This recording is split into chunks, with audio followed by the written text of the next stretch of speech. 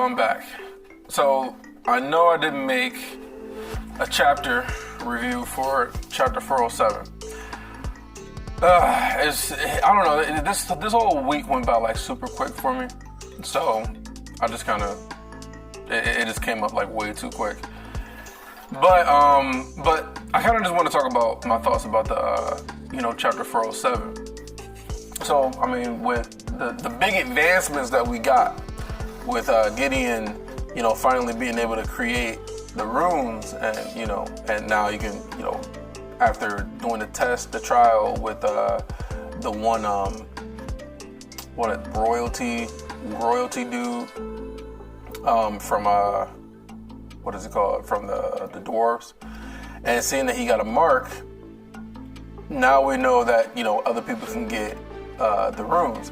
Now the thing is just who's going to choose to further continue the experiment with who's going to having somebody that Arthur never was around, and then now having somebody that Arthur was around a lot. Now, as far as who possibly could it be, right? So we got a few options. We got Alice. He's been around Alice a lot. Jasmine is another one.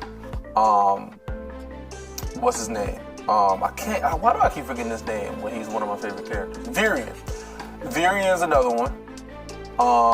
It could be one of the Lances. Oh, I didn't even think about that. One of the Lances could get a room. Man, that would be crazy if one of the Lances got a room. That would be crazy. It could be one of the Lances. It could be Varian. It could be Alice. It could be Ellie. It could be Jasmine. So, what I'm thinking right now is that probably the best person, I don't know, would he want to interfere? Because the Lances are already trying to train and, get their cores, past white level. So will he actually choose one of them to get the rune, even though they will get an immediate power up? I don't know. It could be Jasmine, because Jasmine needs to get stronger. So I think that Jasmine would be a good choice. I don't think he'll want to put Alice in harm's way, because she's like one of the healers, and there's not that many healers, and if something goes wrong, maybe you don't want to risk Alice actually not being able to heal people anymore. But then again, if it works and she's able to do some OP healing, like be able to heal extremely critical wounds and be able to regenerate limbs and shit, that would be pretty dope. But I don't know. There's a lot of different choices it could be. So I think if I were to make my prediction before I read this chapter, I think it'll be Jasmine. I think it'll be Jasmine because Jasmine is a combatant and Alice isn't a combatant. They need stronger warriors, but they need to not put somebody that's so valuable where like something goes wrong, then things could go bad, or she couldn't be able to heal anybody, right? So I don't think it's going to be Ellie just because of the fact that he just cares about her too much. She's not a combatant necessarily. I mean, she's learning, she's getting better, but she's not like as good as Jasmine is, I don't even know if Helen is even that good of a combatant either. Because I think Jasmine might be better than Helen, if I'm not mistaken. But anyway, I think it'd be Jasmine. That's kind of what makes the most sense to me. But as far as like what this means for the rest of Daikathon, it's crazy now, because now you can power up so many people. Now they're not gonna be strong enough to be able to fight off a Scythe or anything like that unless the Lances get a room, right? But they're not gonna be able to fight off a Scythe or anything. But when it comes to sheer numbers and like how many combatants that Alakria has in comparison to Daikathon, they'll be able to hold their own now, So imagine like if Curtis got a rune, and he got a whole lot stronger, and then you got Kathleen, and then you got all the dwarves who are like silver core level, and you got you got other people and stuff too. So basically, what I'm saying is that they'll be able to hold their own and not really like straight up just lose in the fight and need Arthur there the entire time. And then if the lances get stronger, and let's say not Kezis, what's his name? Agrona. Let's say Agrona brings like one scythe, some upgraded scythe, because he's trying to upgrade the scythes, like some upgraded scythe and maybe a retainer and then a bunch of different troops. Well, if you have maybe like 2 lances or maybe 1 lance, like a powered up lance with a rune, and then have another, like, I don't know, like Curtis or Kathleen or something like that, or one of the Silver Court dwarves, if they come there with, some runes and shit, they'd be able to kind of like hold their own and not immediately get wiped out. And so yeah, I think it's just going to make them stronger just overall, period. It's not going to be game changing, like it's not going to just change everything to where now all of a sudden they can beat the sides and stuff, but it's definitely going to help. And then also on top of that, even though Arthur, I remember he said that he wasn't really relying on Kezis to actually follow through with everything that he said he was going to do as far as like helping him out. But you also have the help from Kezis too. So, I mean, they should be good. They should be really good. So yeah, so last chapter was dope. Really, really, really, really good. And yeah, so now we're going to start on chapter 408. 408, the best choice is what it's called, the best choice. So this is so crazy. I wonder who he's actually going to pick. I mean, we should have find out who he picks in this chapter. We should. But yeah, so let's get started with this one. Okay. So Eleanor Lewin. Oh my God. So could this mean that potentially she might be the one that he chooses? I don't think so. I think it'll be Jasmine. I don't think so. I will be surprised considering how much he loves and cares about Eleanor. Or not Ellen. I'm fucking stupid. Eleanor. How much he cares about Ellie. I just don't really see him putting her at risk. His mom would probably be upset about it. I mean, Ellie would probably be like, I want to get stronger. I want to help. I want to fight. She'd be all for it, but no, that don't make sense. But let's see. So Eleanor. All right. So as I heard the door's exciting murmuring grow louder, I slipped deeper into the shadows of the room where I'd hidden. So she's hiding? Okay. The guards further down the hall hasn't moved in their positions in front of Gideon's laboratory, but they had, she probably found out what's going on. But they had cracked open the lab door to try. Wait, no, let me just keep reading. I'm fucking already trying to come up with theories and shit. But they had cracked open the lab door to try and eavesdrop on the excitement below, which worked in my favor. With my beast will active, I have been able to listen in as Daymore Silvershare. Yeah, that's the dude who got the mark. Daymore Silvershell received his bestowal. The increased sensitivity not only picked up sounds from further away, but translated the subtle vibration of their movements and mana usage up through the stone into sensation as well. Daymore and 3 other dwarves burst out of the hall a moment later, chattering like a bunch of teenage girls in the shopping district. I can't wait to see old man Earthborn's face when he gets a load of my new power, Daymore was saying. And my older brother as well. How they've lorded their attendance of the council meetings over my head. Well, let's see who has something to crow about now. Another voice was quick to add, a dual elemental augmenter, the first in 3 generations of Silvershell. Your father will be ecstatic, sir. Yeah, I mean, yeah, he's able to use fire. Yeah, he was able to use earth, and then now you can use fire now. So yeah, that's definitely gonna make the royals people or whatever. It's gonna make them happy. This conversation meant little to me, and so despite the fact that I could have continued to listen to them for at least a couple of minutes, even as they moved farther and farther away, I instead tried to block out the noise and focus on my brother and those with him, Gideon, Emily Watson, or Watskin, and a woman I thought must be the retainer he had captured, Lyra, who were once again shut up in a chamber below me. I had to focus through 2 doors and 10 feet of solid stone, but I held my breath and I could make out the weak vibrations of their conversation. Man, her beast will is dope. Like, the fact that she's able to sense some shit from that far away is very valuable. How are you feeling? My brother was asking Emily. Wait, so did they bestow another person? Because we know that Daymar got his bestowal, but that's all we know from the last chapter. So did they bestow someone else? Because now he's asked, because remember he said that he's going to have Emily is going to be the one to do the bestowals now. And so he's asking Emily how she feels. And so I'm wondering, did she bestow someone else? Maybe Ellie's gonna volunteer, like, I wanna get it. I wanna get the bestowal, I wanna fight. And Arthur's gonna be like, no, and then they're gonna like fight about it or something. Or argue about it, not fight. So how are you feeling? My brother was asking Emily. Fine, just need a moment's rest, came her faint reply. Give her an hour or two, at least, before attempting the ritual again, said the retainer. Gideon's reply was louder than the others.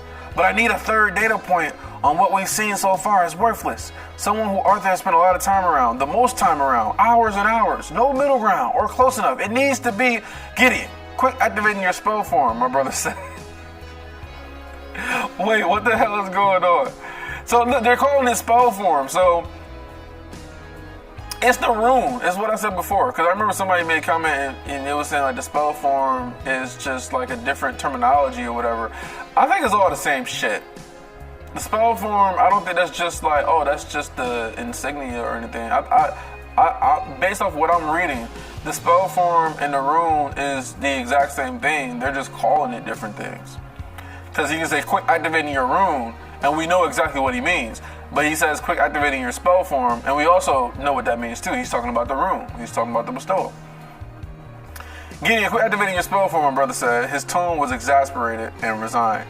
The funny old artificer cleared his throat and mumbled something I didn't catch, because at the same time something heavy fell to the ground a few floors above. A deep dwarven voice cursed. I shifted position, keeping one eye on the open doorway into his room as I leaned closer to the ground, attempting to hear better. I need to think, and Emily needs to rest, my brother said, speaking firmly. Fine, but don't take all day. Make your choice and bring them here this afternoon, Gideon demanded. They said their farewells, and I heard Regis' claws scraping on stone as they began moving in my direction. I cast a quick glance around the room where I was hidden, which was just down the hall from Gideon's laboratory. It looked like a, what does that say? Disguised classroom of sorts. Shit, I can't read. Full of dwarf-sized desks, empty shelves, and a few soot-stained tables where the door used to be was now just an open doorway. As near as I could tell, I was pretty close to being right over the chamber where Gideon had been running his experiments. Arthur and his companion moved in silence, but I knew they could communicate without speaking. I wondered what they were talking about, or perhaps who they were talking about. They needed someone my brother had spent a lot of time around, being close to, for the next stage of their experiment.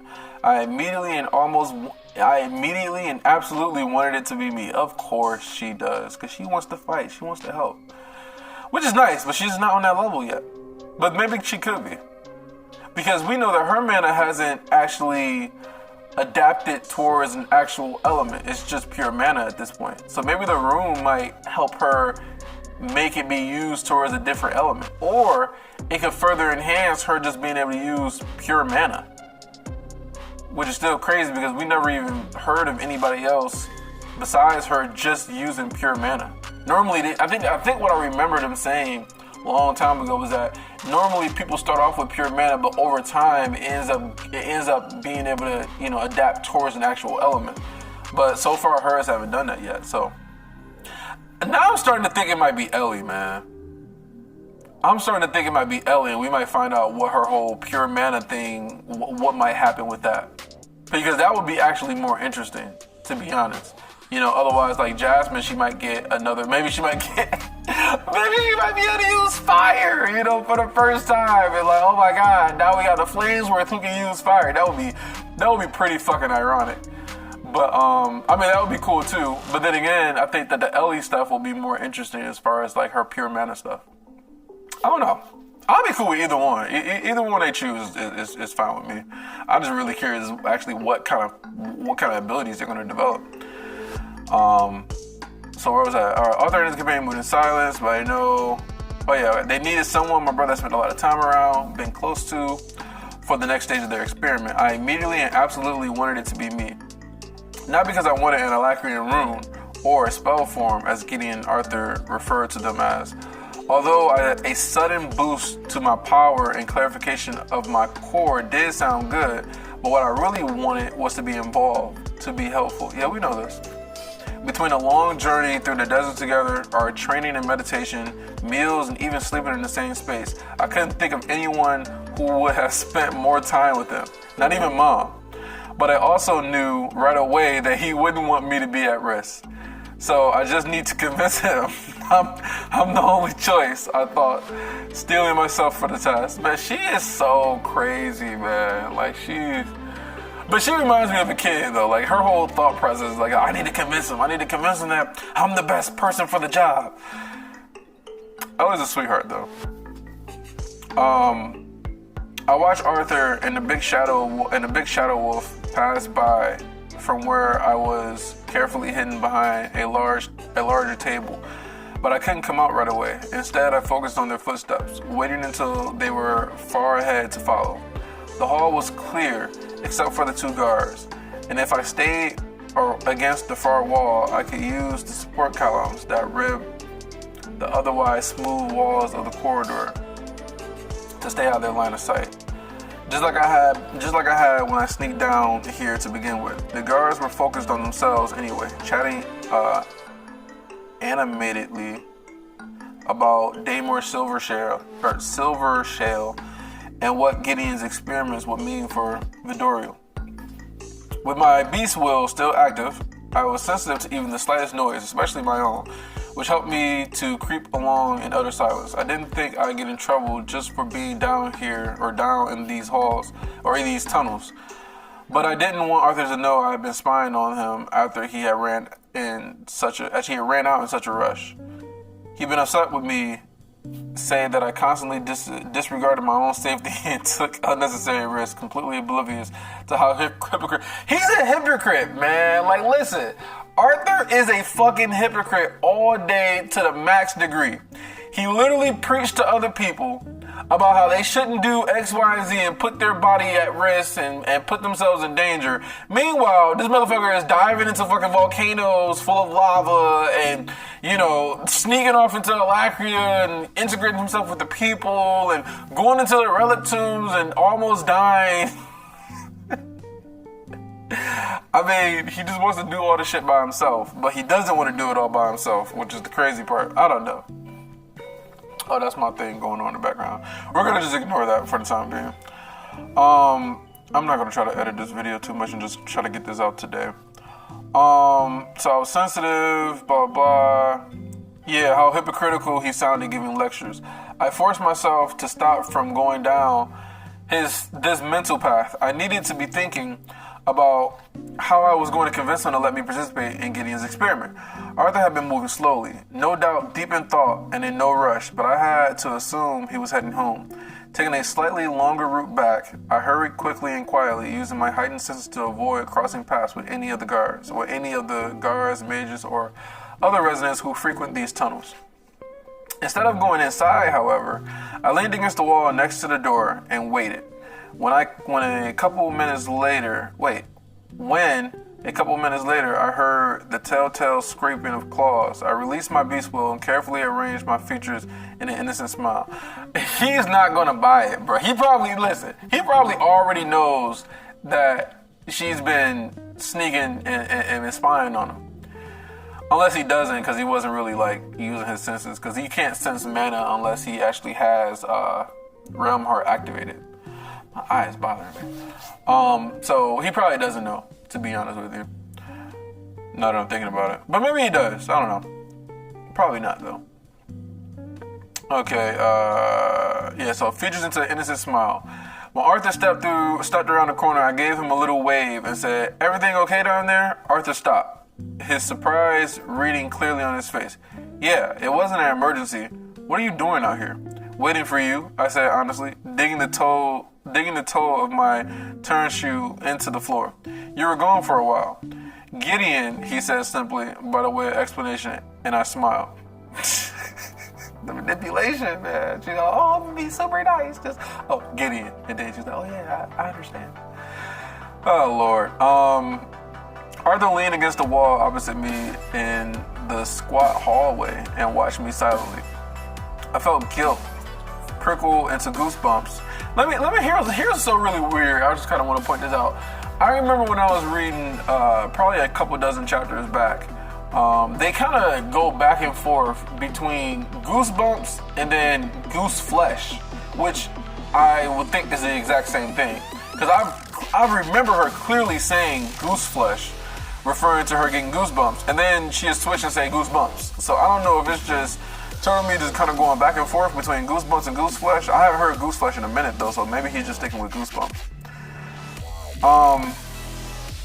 Arthur leaning against the wall opposite me in this hallway. I felt guilt prickle into goosebumps on the back of my arms as I thought about how best to convince him to choose me without giving away my spying expedition. Yeah, he's gonna find out. It's just, as soon as you start to talk, he's already gonna put two and two together and say that you're spying on him, you know what's going on, and you're not gonna be one of the experiments. It's just what's gonna happen. "What's wrong?" he asked after a moment. "What? Nothing," I said in a rush, tucking a lock of hair behind my ear. His eyes narrowed, and then his expression softened. "How much did you hear?" Of course. Of course. She really thought...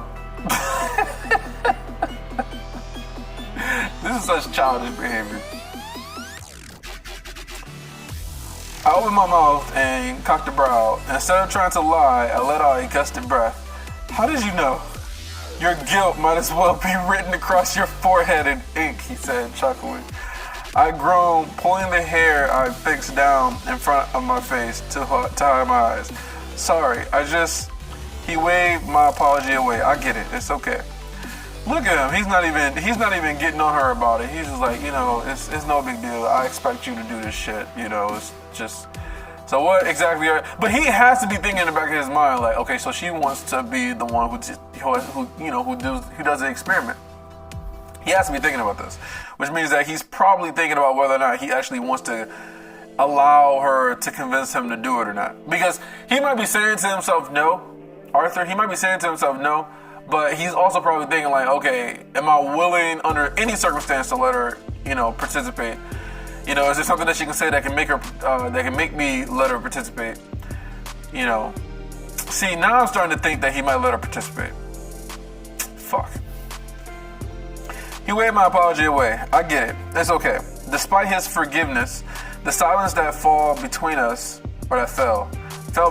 felt sour and awkward. "I want to help with the bestowal trial," I forced out. He nodded seriously. There was no surprise, smirk, or disbelieving laugh, which made me feel better. He really seemed to be considering it. Then he said, "I knew it! I said Jasmine! That's what I said! She makes the most sense! I've already decided on Jasmine. Listen, we don't know how it's going to end up, but I said Jasmine. Jasmine made the most sense, but he could change his mind. We know Arthur changes his mind. I've already decided on Jasmine. She's older and more battle-tested and has spent nearly as much time with me as you have." I had anticipated this answer, but I remained silent. Regis, who had been pacing up and down the hall as we talked, stopped. Plus, I've lived in her core for a few days. That might make a difference too. I don't see how that makes a difference at all. Unless Regis also amplifies the bestowals. What if they get a fucking regalia? That would be crazy. Yo. Like a regalia, and she can manipulate fire as good as as good as Byron or some shit. Let's see. When I was in camp with all those Alacrians, some of them were really young, I pointed out, bringing up the counter argument I had prepared. They get their first bestowals early, really early, right? Oh, wow. That's where she's going. How the younger you are, but that don't make sense though, because we know Nico is, he's young too. He's not old. He was going to power up the other sides with bestows too in that little dark chamber shit, and they're not young, so I don't think that matters because of that point. But she's speaking facts, like because the kids they get their first bestows, maybe it has to do with their first bestows. Maybe that has to do with it, like as you get the first bestow is the hardest, but it's easier when you're younger. But as you get older, as you get more bestows, they get easier and easier probably, or something along those lines. When I was a kid with those Alacrians, some of them were really young, I pointed out, bringing up the counter argument I had prepared. They get their first bestows really early, right?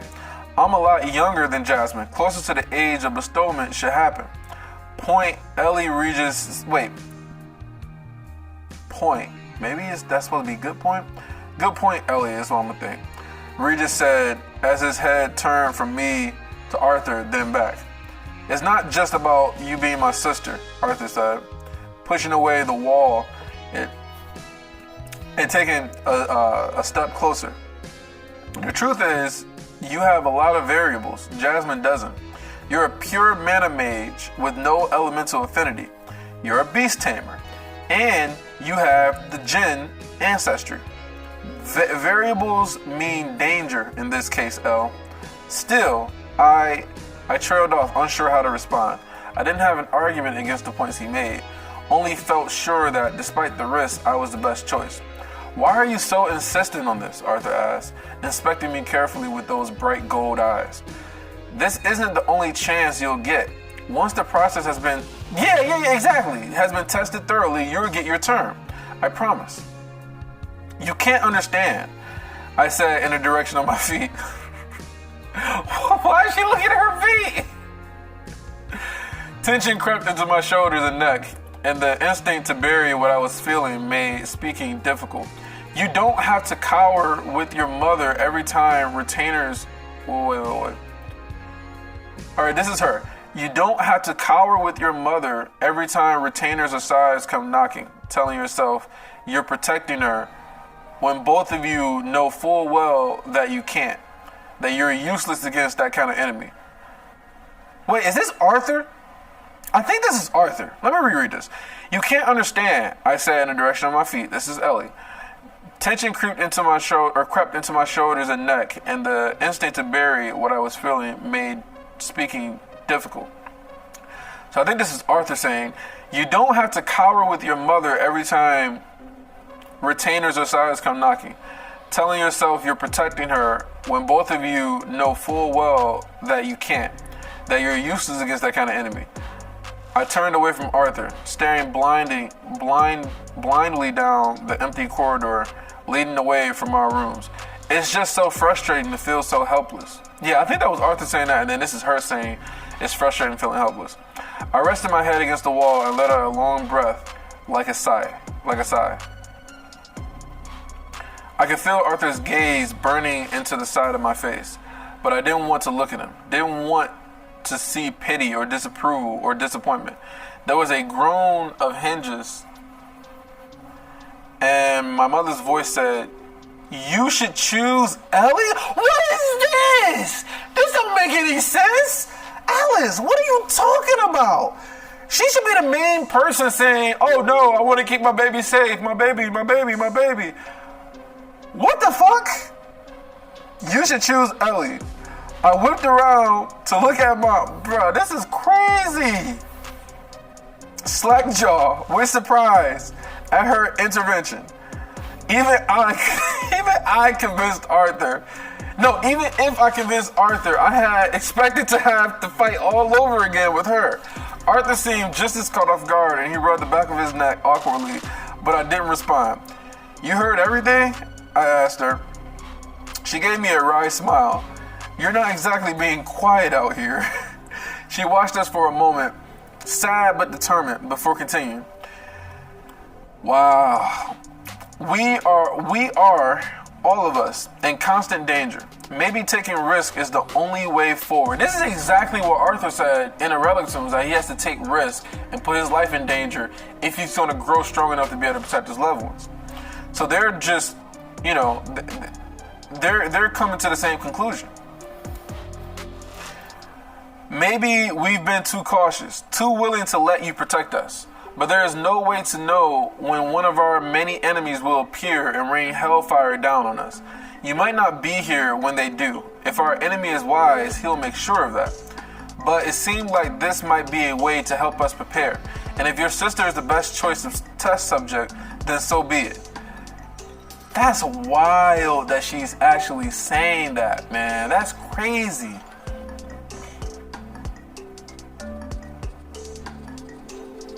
There was something haunted and a forlorn in her eyes, a tired weariness that nearly broke my heart to see.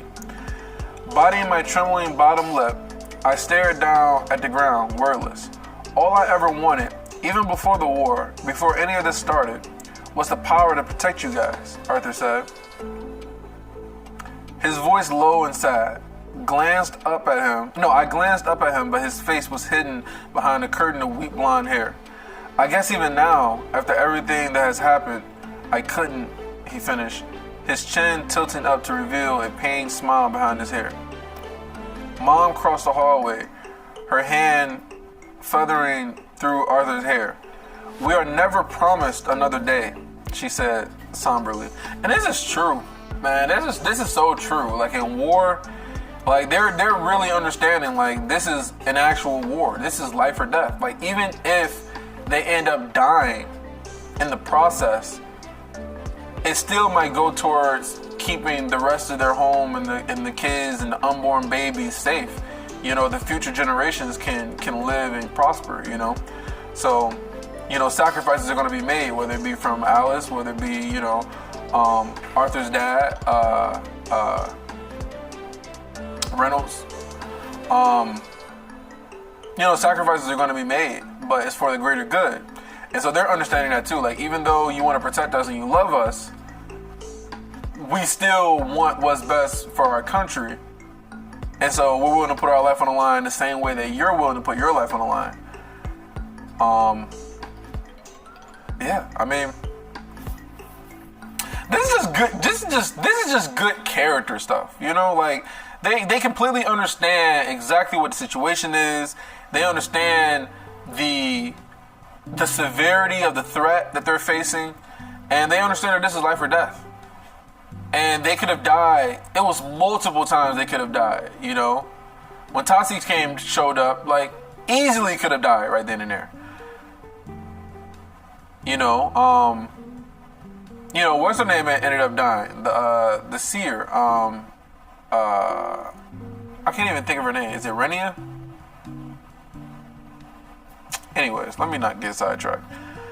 But I like this though. I really like this. I really like that they're like their understanding of, like, you know, and then Arthur's being, you know, vulnerable, like, listen, I just want to protect you guys, but they're like, you know, nothing's promised. So we are never promised another day, she said somberly. Then she turned to look at me. But we have today, and there is so much we can do with it. All right, so now we're changing. Emily. So wait, so does this mean that Ellie's actually going to be the person that he chooses? Emily was waiting for us. I think that Ellie's going to be it. Emily was waiting for us in Gideon's lab.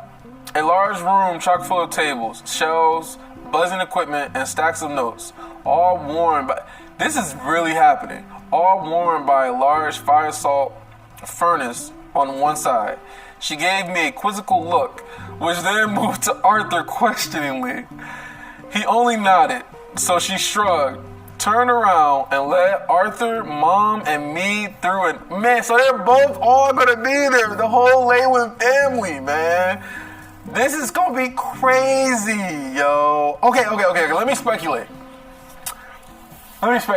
So what do we think is actually gonna happen I know I can't hear what you guys might be saying, but I can let you guys know what I'm thinking. So I think she's going to develop some sort of affinity towards Mana. I think it might be a deviant version of Mana. I think it might be a deviant version or something. Like, what if she got access to like electricity or some shit? Like, it'd be kind of crazy because she'd have access to electricity, but then not be able to manipulate fire. That would be pretty fucking crazy. What if she get access to like all 4 of the elements and she's a quadra elemental like Arthur? That's crazy. I don't know. Let's just read. I'm just gonna read because there's no point. This shit is about to happen. This is really about to happen. Hey, cut it out. God, dog making all this noise. Anyways, he nodded, shrugged. God damn. Okay, so the door opened to Emily's touch. Oh wait, hold on. I glanced around the featureless hall, trying to map it out compared to the classroom above. Curious about the strength of my beast bonded sense. Maybe it's gonna affect her beast will. That shit, I don't know. This gets crazy. So many possibilities. The door opened to Emily's touch, and she led us into a plain, dimly lit chamber. A circle of runes had been carved into the floor and filled with silvery metal that glowed faintly, and some kind of artifact had been constructed just outside the circle. A single table was pushed against one wall, and a seemingly random assortment of items sat atop it. The master artificer, Gideon, was fiddling with the equipment while the retainer, Lyra Dryde, sat with her back against the curved walls, peruse some kind of old tome. About time, Gideon mumbled, sparing me only a curiosity glance. The sister, huh? Well, I suppose there are worse people you could have been spending all your time with. She's not quite an ideal candidate, though, is she? Dark orange core? Wait, dark orange core? A beast tamer? No idea how that interacts with the bestowment, if at all. And barely a child. A more mature test subject would be, I'm a Leywin, I said firmly, cutting across his criticism. Bruh, man. Ellie's like, listen, don't talk down on me. I'm a Leywin, bro. I have Jinn blood. My ancestors, they're watching me. My brother and I both had to mature fast. Of course, there was the small detail of Arthur already being well into adulthood mentally when he was born into our family, but I didn't know how many people were aware of that fact. I'm ready for this. Oh ho, are you? Gideon asked, leaving off his work and leaning towards me. Ready to have a potentially potent spell writhe into your flesh by unknown and hostile magics, a spell that will certainly be unlike any magic your small mind has conceived of previously and could very well kill you if you don't do exactly as you were told? Why is he trying to make her afraid, man? He's trying to make her afraid. But I don't think it's gonna work. My lips parted to assure him that I was indeed ready for exactly that. But I choked on the words. I had all been well and good assuring or arguing for this form or for that. I had all been well and good arguing for this from the safety of our rooms above, but now down here in the dark, seeing Emily dressed in her strange ceremonial robes, her fingers unconsciously tracing the lines of a black staff, I was suddenly nervous. She is. Oh, here's Big Brother Arthur coming in. She is, Arthur said, stepping up beside me and resting a hand on my shoulder. A swelling of warm pride eased my nerves, and I wonder if during the bestowal she's gonna get like afraid, and Boo might pop up in there, and maybe he might interrupt it or interfere. I don't know. I think Boo's gonna pop in there at some point though. So let's see, Emily approached, giving me a comforting smile, and slipped her arm through mine. You'll be fine, I'm sure. Arthur has already told you what is going to happen. I nodded, as she led me to the center of the circle of rooms. She gestured to the ground, and so I sat, my legs crossed and arms resting on my knees, and looked up at her. She only smiled again before moving to the table, where she slid some kind of bracelet over her wrist and then picked up the staff. Mrs. Lewin, if you'll stand back, she asked respectfully. Mom seemed hesitant. I forgot she was there. Literally, I forgot she was there for a second. And I felt certain she was starting to regret supporting this, but she did as Emily asked. My brother, on the other hand, kneeled down beside me, just outside of the rooms. His golden eyes met mine, and he winked. Maximum ether exposure, he explained quietly. Gideon had pulled a notebook and pen from his robes and was writing furiously. The retainer was standing silently against the wall opposite my mother. Emily's shadow crossed over me as she moved around to stand behind my back. I could feel her looming there, and my instinct to move or turn flared, causing goosebumps to roughen the skin of my arms and neck. Ellie, we expect this might be painful, Emily said, her tone sour, like she didn't like what she had to say. A mark was received easily by a veteran mage, but even a crest struck Master Gideon like a blow. Okay, let's make a prediction.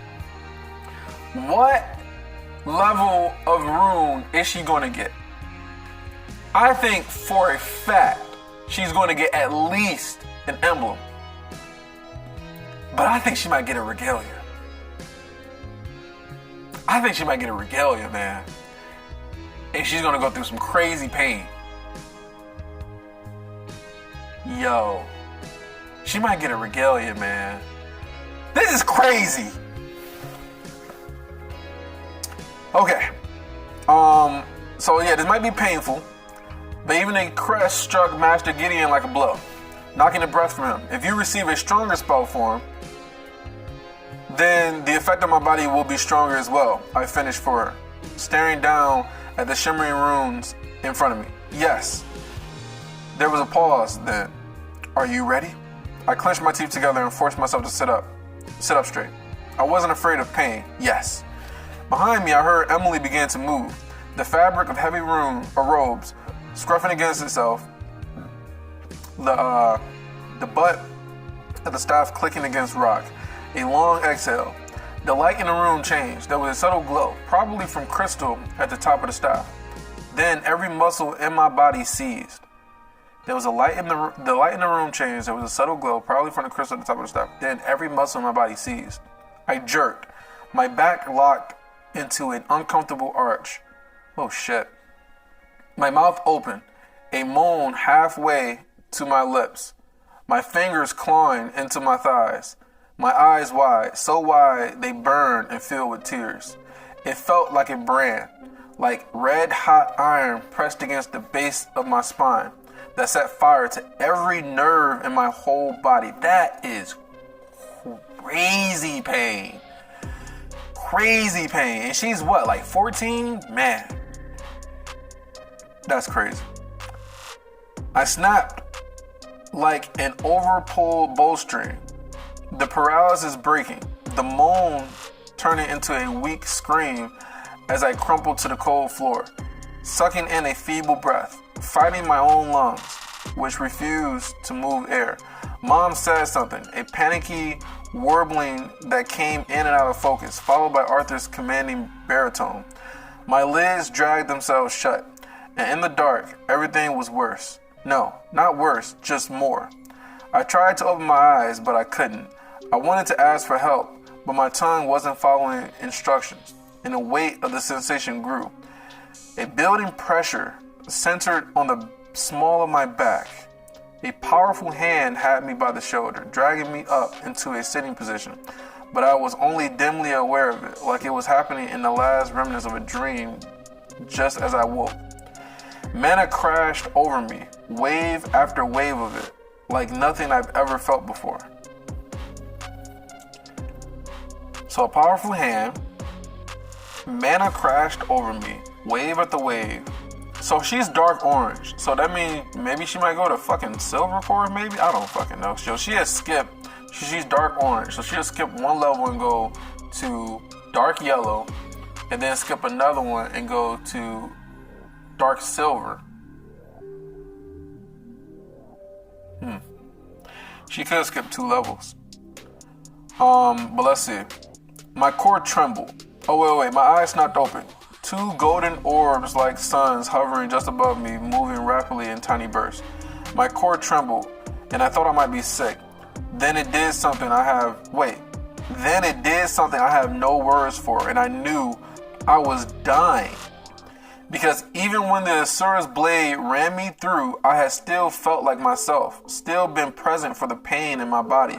But now, with stunning suddenness, the pain was gone, and I felt nothing but its absence. She's going into shock. A lightning, honeyed voice said firmly, and the golden eyes vanished, replaced by flame red tresses. Eleanor, focus on my voice. Think and take the meaning of my words. Wait, is this Lyra? Hold on. No, this can't be Lyra. Eleanor, focus. This is crazy, bro. This is going even crazier than I thought. I thought Boo would pop up at some point. Eleanor, focus on my voice. Think and take the meaning of my words. Your core is being rapidly clarified, and your body is struggling to adjust. It will be over soon, but you must stay present. Your mind and your thoughts guide the process. Stay here with my voice. I felt my face scrunching up in confusion as my brain struggled, not with the meaning of the words, but to make sense of the strangeness of the situation. An Elachian retainer. Oh, that is Lyra. An Elachian retainer, a woman responsible for deaths of tens of thousands of Dicathians, was now sincerely guiding me through a process we had stolen from her people. And I think it was exactly this that snapped me out of the cold spiral I had been following. My breath came easier and sensation returned. I became aware of the cold stone pressing against my legs and rear, and the sweat clinging to my face, and the deep ache in my muscles due to the sudden clenching and releasing. And finally, the hands holding either side of my face firmly, forcing me to look into the retainer's eyes. A slight smile broke across her face, and she let me go. I leaned forward, pressing my hand to the ground and drawing in slow, steady breaths. A hand rubbed gently at my back between my shoulder blades. Eleanor, we need to look, the retainer said. I could only nod and reply. I felt the hem of my shirt being tugged. Oh, okay, what are we going to find out? The hem of my shirt being tugged up as Lyra shifted around me. Then Mom was there, her hands resting on top of mine. Her eyes trailed after the retainer at first, but then snapped to my own. They were full of tears, about to fall, but there was a quivering smile on her face.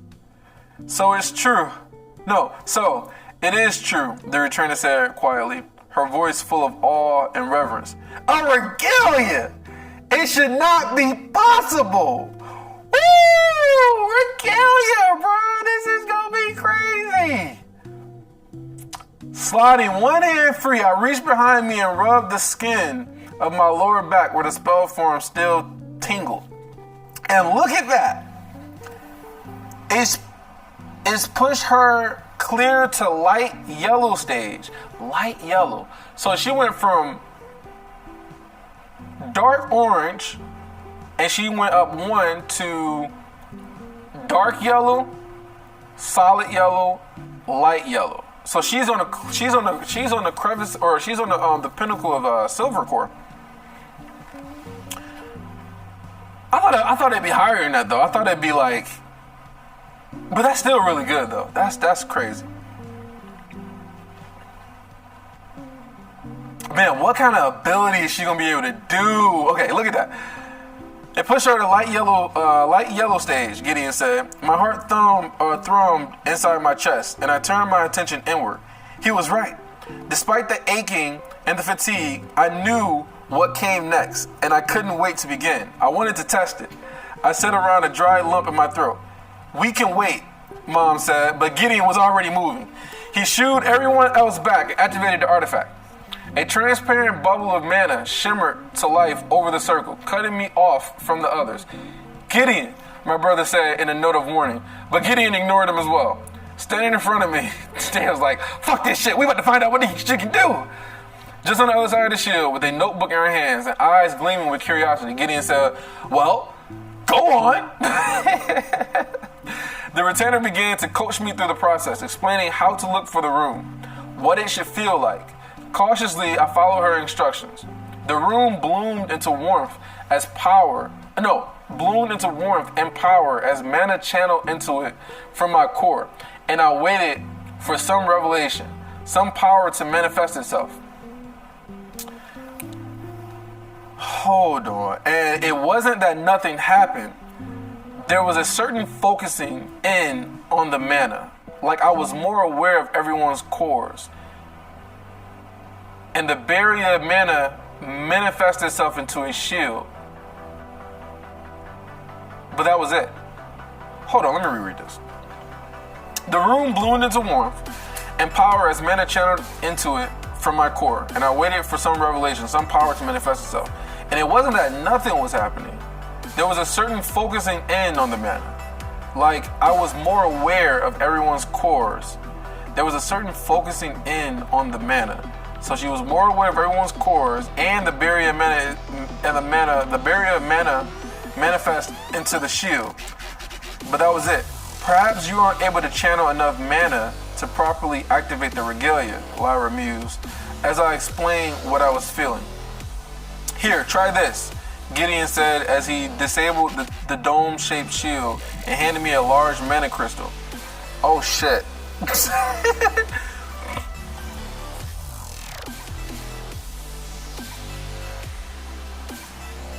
Okay. Handed me a large mana crystal, then activated the shield again. Draw on it. I glanced at Arthur, who was watching everything carefully, then at Mom, who had both her hands over her mouth, practically vibrated with nervous energy. Closing my eyes, I pulled on the mana trapped inside the crystal and directed it down into the spell form. The sensation of awareness returned, and it felt easier than I remembered to draw on the mana crystal, but no additional effects revealed themselves. I released my control over both crystal and rune with the side. So the way I understand this is that when she starts to draw mana from her core to the rune, she's more aware of everyone else's mana, their mana cores, and she's aware of the mana that's making the shield. But that's it. That's the extent. What am I doing wrong? Emily, who had been leaned against the table while everything else was happening, gave a soft moan and collapsed. Arthur moved so quickly I barely saw it, catching her before her head hit the hard stone, then laying her down gently. My mother was there only a second later, both hands pressing against Emily's pale skin. Mom's hands gave off a silver glow as she cast some healing spell, but it cut off quickly. She exchanged a look with Arthur as she explained. She put herself into a state of backlash. I can't heal her, but she should be all right given time. Oh wow! So it used up all of Emily's mana, and she went into backlash just to give her that regalia. But her regalia isn't working. Gideon shifted his weight. Oh look, it's about to be the end of it. Gideon shifted his weight from one foot to the other and bit his lip to stay quiet. Seemingly without thinking, he flipped the switch, turning off the shield that contained me within the runes. I went to Emily's side, kneeling down next to my brother and taking her hand. Her eyes fluttered open, but she groaned in pain and closed them again. There was something uncomfortable about being near here. The enhanced awareness of mana I felt when activating the regalia remained. There was something uncomfortable about being near here. Like in the tunnels, the enhanced awareness of mana I felt when activating the regalia remained. The absence of mana in Emily's core stood out as something wrong or unnatural. Something that needed to be corrected. What the fuck is she about to do? Mana flowed out of me in white loops, glowing across my skin like an Asura. Oh no, like an aura. Like an aura. And then maneuver to... Bro, if she's able to heal people or like give her mana to them or some shit, it flowed out of me in loops, glowing across my skin like an aura, and then maneuvered to Emily's body into and through her veins, all the way to her core.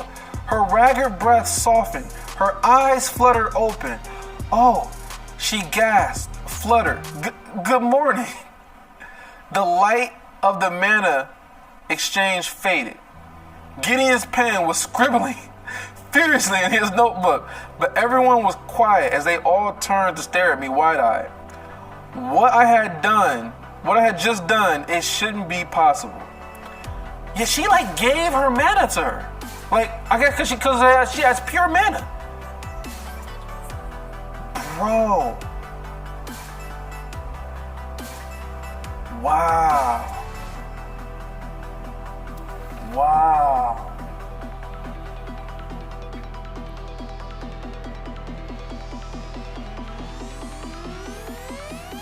That's crazy.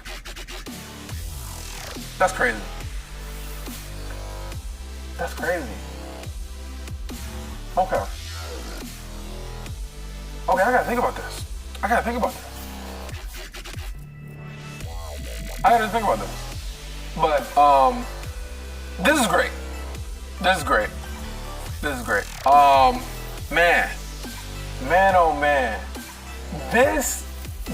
These power-ups from the bestowment, it's crazy. He's been around Kara for so long, like in the relic tombs and shit like that. Imagine what kind of rune she's gonna get. She's gonna get something fucking crazy. So there's that. He can probably give Saris another rune or some shit. Man, the potential here is just, it's unbelievable at this point. It really is unbelievable. But yeah, this is great. This is dope. This is dope. I will give this chapter probably 8 out of 10. 8 out of 10. 8.5. 8.5 out of 10. This is great.